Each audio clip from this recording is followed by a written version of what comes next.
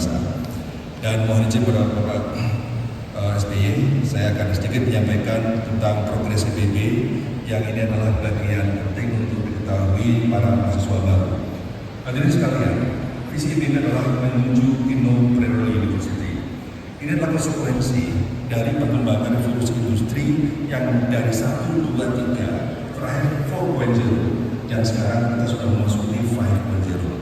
Di mana ketika 4.0 kita bicara digitalisasi, bicara tentang otomatisasi, bicara tentang IoT, bicara tentang AI, saat ini 5.0 ditambah dengan aspek-aspek lain, yaitu sustainability, yaitu tentang resiliensi, yaitu tentang human centric.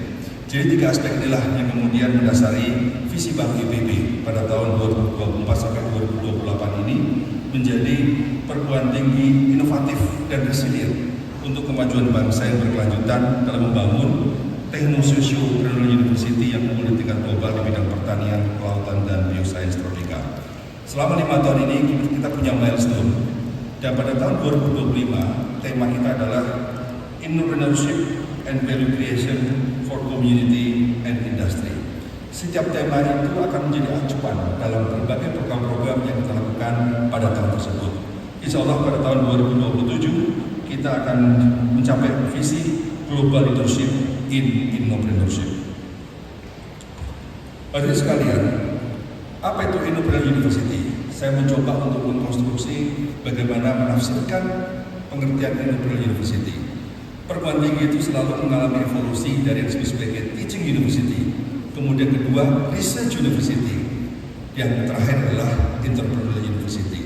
Yang kita harapkan bahwa entrepreneurial university ini tidak sekedar entrepreneurship biasa, tapi semua berbasis pada riset, berbasis pada inovasi, sehingga ketika tujuan bisnis maka kita akan mendorong technopreneurship, ketika tujuannya sosial kita akan mendorong socialpreneurship. Dan IPB memilih keduanya, yaitu Techno-Socio-Preneur University yang disingkat sebagai Innopreneur University. Dan itu hanya bisa dicapai ketika kita punya ekosistem yang kondusif. Jadi sosok technopreneur, sosok sociopreneur yang kita hasilkan itu tidak akan datang tiba-tiba. Karena kualifikasi SDM unggul sebagai penciri technopreneurship dan sociopreneurship dari mindsetnya, karakternya, skillnya, literasinya membutuhkan ekosistem pokok, yaitu sistem pendidikan yang kondusif, sistem riset yang kondusif, sistem community service yang kondusif. Dan itulah yang kemudian mendorong kita untuk mendorong K2020 yang mulai bulan September ini akan mulai dengan K2025. Jadi orang menjadi mahasiswa IPB, learning outcome-nya adalah bukan hanya dari kelas, tapi dari kehidupan di kampus, baik akademik, non-akademik. Karena untuk memperkuat leadership, memperkuat kolaborasi, memperkuat kompleks problem solving skill, memperkuat analytical skill, akademik harus ditambah dengan non-akademik. Oleh karena itu kami mendorong para mahasiswa S1 untuk menjadi aktif di organisasi, untuk bisa banyak menjalankan praktek-praktek leadership sehingga suatu saat mereka bisa mendorong karirnya. Oleh karena itu, para mahasiswa sebelum masuk di IPB ada talent mapping. Talent mapping itu untuk apa? Talent mapping itu untuk mengetahui minat bakat, sehingga model gerakan mahasiswa hari ini sesuai dengan talent masing-masing. Ternyata hasil mahasiswa baru tahun 2025, 25% mahasiswa ingin menjadi pengusaha. Ini adalah tren yang luar biasa positif. Nah, 25% ingin menjadi pengusaha ini apa? Tahun pertama ada intervensi, tahun kedua ada business planning, tahun ketiga ada business mentoring, tahun keempat ada business incubation. Jadi inilah kita lakukan intervensi melalui startup school, CEO school yang bisa menjadikan mahasiswa menjadi pengusaha itu by design. Oleh karena itu hasilnya adalah banyak mahasiswa yang sudah ekspor, ada mahasiswa yang ekspor ke Amerika. Ini mahasiswa semester 5 sudah bisa ekspor ke Amerika. Dari produk pertanian.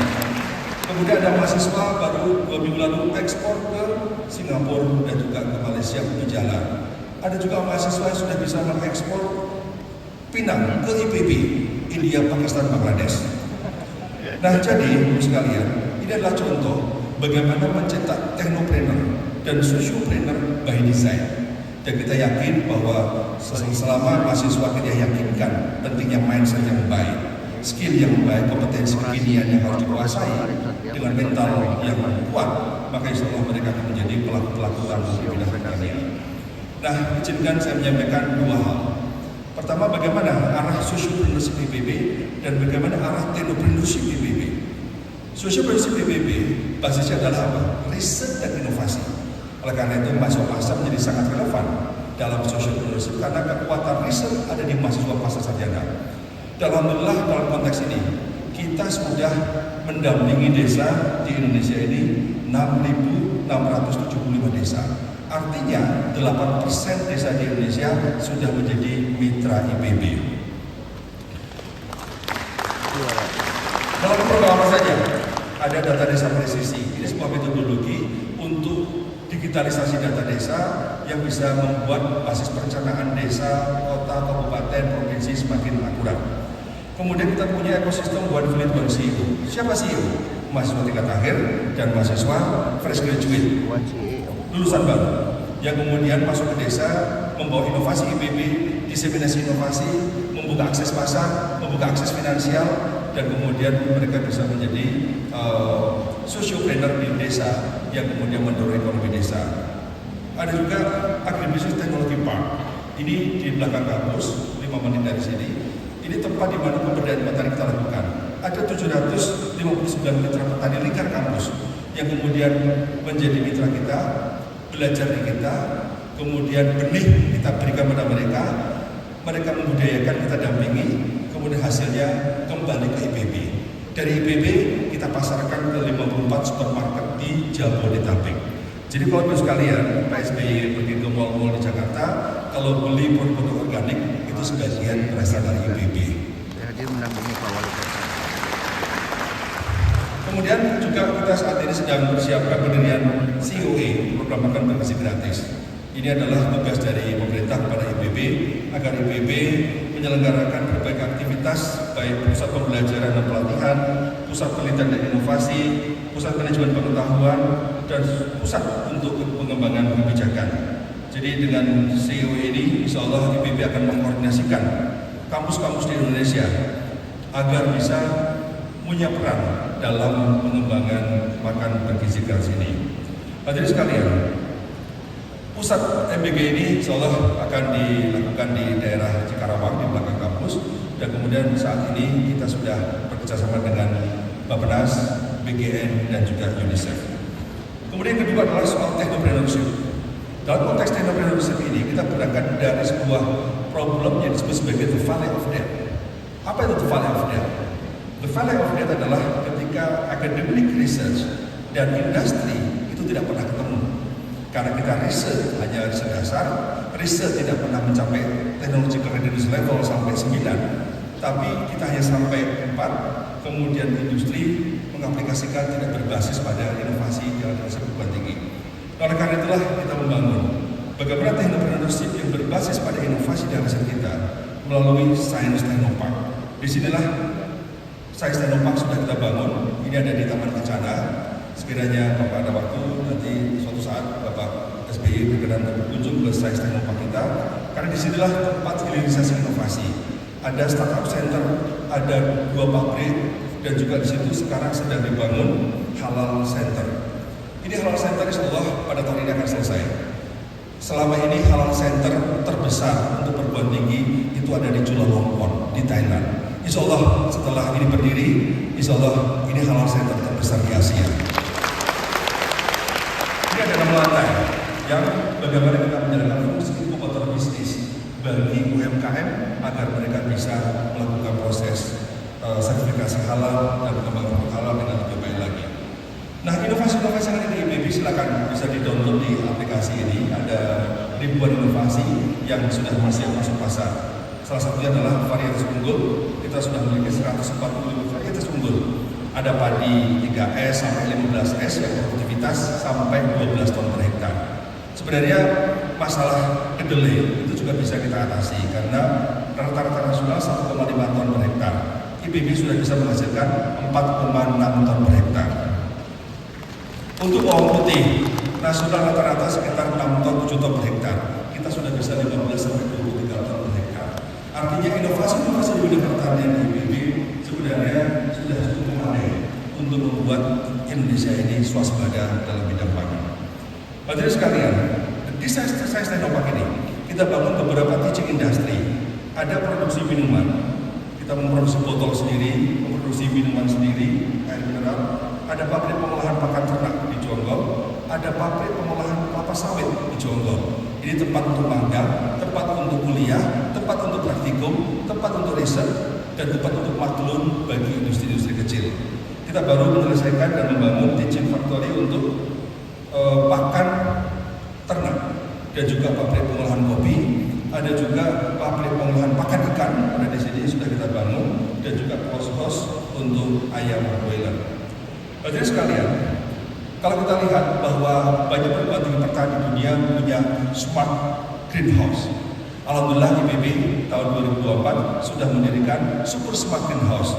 Ini greenhouse tercanggih di Korea, sekarang sudah ada di IPB. Jadi ini ada vertical farming, ada greenhouse di mana setiap tanaman itu bisa mendapatkan injeksi CO2 dari luar. Jadi ini kecanggihan yang luar biasa yang kita dapatkan dari berbagai mitra, khususnya yang dalam hal ini dari Korea.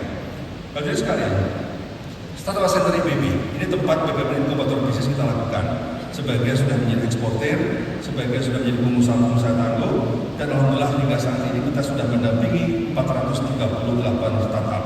Ini jumlah yang tidak kecil, dan sebagian dari produk inovasi IPB melalui startup maupun melalui mitra kita saat ini sebagian sudah ekspor. Jadi inilah gambaran tentang inovasi IPB untuk dunia. Hadirin sekalian, produk inovasi tersebut bisa sebelumnya.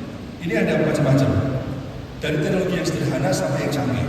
Yang sederhana contohnya apa? Ini pupuk yang hijau ke atas itu. Kondisinya di Cipanas itu ada oversupply kotoran kambing.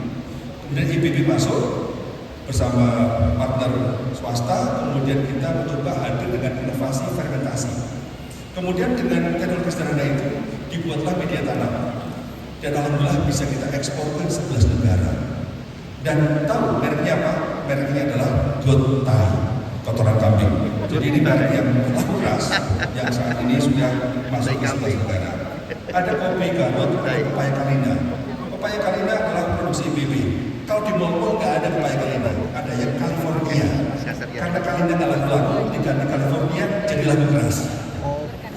Ada lagi nanas MK1, ada makan ternak, ada manggis, ada cabai, ada tempe yang diekspor ke negara, telur premium, dan juga ada kopi, dan beberapa bulan ini akan diekspor beberapa produk dari inovasi IPB. Hadirin sekalian, para mahasiswa semua dan PSB yang saya banggakan, pada tahun 2025 ini kita terus ekosistem riset akan terus kita perkuat. Jadi ekosistem riset ini insya Allah untuk pasca sarjana di kampus Baranang Siang akan sedang proses pembangunan untuk gedung Common Classroom pasca sarjana. Ini sedang proses tender, beberapa kali izinnya cepat keluar, IMB-nya juga cepat keluar. Kemudian pembangunan laboratorium terpadu dan riset unggulan. Insya Allah kita akan bangun dengan menghasilkan alat-alat canggih yang belum ada di Indonesia. Ini disupport oleh KOICA, Korea. Kemudian kita juga akan membangun laboratorium biobank. Jadi saat ini kita lihat badak itu di Indonesia tinggal 5 ekor, badak Sumatera. IPB hadir dengan ART, Assisted Reproductive Technology, untuk bisa membuat bayi tabung badak. Jadi para mahasiswa IPB dari SKHB, Dr. Hewan IPB bersama dosen, kalau hutan cari apa? Cari badak. Setelah itu badak apa? Diambil sperma. Cari badaknya susah, apalagi mengambil sperma badak. Itulah teman-teman kita yang bertahan di lapangan dalam rangka untuk menjaga konservasi genetik yang ada di Indonesia ini. Dan kemudian kita juga sedang menyiapkan gedung Center of Excellence untuk pusat pelayanan gizi. Dan yang terakhir adalah tahun 2026 kita akan bangun rice infusion center. Jadi Pak SBY kalau di Filipina ada KIRI sebagai pusat beras, insya Allah di IPB ada KIRI lebih kecil yaitu Rice Innovation Center. Hadirin sekalian, berdasarkan karya-karya kita, reputasi kita, alhamdulillah IPB pada tahun 2018 meningkat 751 sampai 800. Tahun 2025 ini kita peringkat 399 dunia. dan khusus di bidang pertanian dan kehutanan, termasuk perikanan, peternakan. Alhamdulillah saat ini IPB berada di peringkat 49 dunia. Jadi di Asia kita nomor 10, Anda bisa lihat nomor 1 Cina, nomor 2 Cina, nomor 3 Cina, nomor 4 baru Jepang, nomor 5 Cina, nomor 6 Pakistan, 7 Korea, 8 Cina, 9 Jepang, dan 10 IPB. Dan pada tahun ini juga ada perankingan untuk bidang interdisciplinary science. Ranking, alhamdulillah IPB masuk top 60 dunia, nomor 1 MIT, nomor 2 Stanford, nomor 3 NUS, nomor 4 California, nomor 60 IPB. Bapak sekalian, moga-moga apa yang sudah kita capai hari ini terus kita tingkatkan, dan para mahasiswa semua teruslah menjadi pembelajar sejati. Ki Hajar Dewantara pernah mengatakan